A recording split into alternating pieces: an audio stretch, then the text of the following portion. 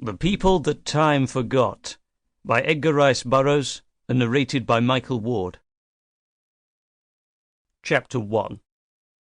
I am forced to admit that, even though I had travelled a long distance to place Bowen Tyler's manuscript in the hands of his father, I was still a trifle sceptical as to its sincerity, since I could not but recall that it had not been many years since Bowen had been one of the most notorious practical jokers of his alma mater. The truth was that, as I sat in the Tyler Library at Santa Monica, I commenced to feel a trifle foolish, and to wish that I had merely forwarded the manuscript by express instead of bearing it personally. For I confess that I do not enjoy being laughed at. I have a well-developed sense of humour, when the joke is not on me. Mr. Tyler, Sr., was expected almost hourly. The last steamer in from Honolulu had brought information of the date of the expected sailing of his yacht, Toreador, which was now 24 hours overdue. Mr. Tyler's assistant secretary, who had been left at home, assured me that there was no doubt but that the Toreador had sailed as promised, since he knew his employer well enough to be positive that nothing short of an act of God would prevent his doing what he had planned to do.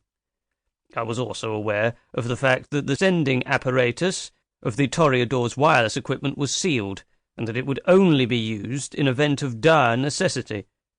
There was, therefore, nothing to do but wait, and we waited. We discussed the manuscript, and hazarded guesses concerning it and the strange events it narrated. The torpedoing of the liner upon which Bowen J. Tyler, Jr., had taken passage for France to join the American ambulance was a well-known fact, and I had further substantiated by wire to the New York office of the owners that a Miss LaRue had been booked for passage. Further, neither she nor Bowen had been mentioned among the list of survivors, nor had the body of either of them been recovered. Their rescue by the English tug was entirely probable.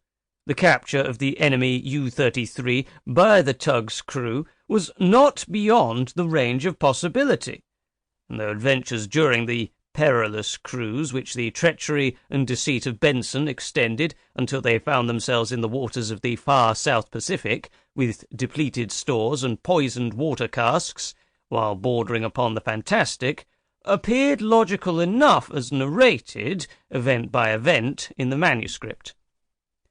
Caprona has always been considered a more or less mythical land, though it is vouched for by an eminent navigator of the 18th century. But Bowen's narrative made it seem very real, however many miles of trackless ocean lay between us and it. Yes, the narrative had us guessing. We were agreed that it was most improbable, but neither of us could say that anything which it contained was beyond the range of possibility.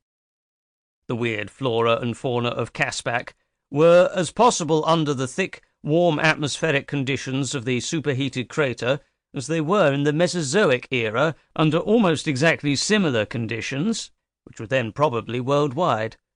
The Assistant Secretary had heard of Caproni and his discoveries, but admitted that he never had taken much stock in the one nor the other. We were agreed that the one statement most difficult of explanation was that which reported the entire absence of human young among the various tribes with which Tyler had had intercourse.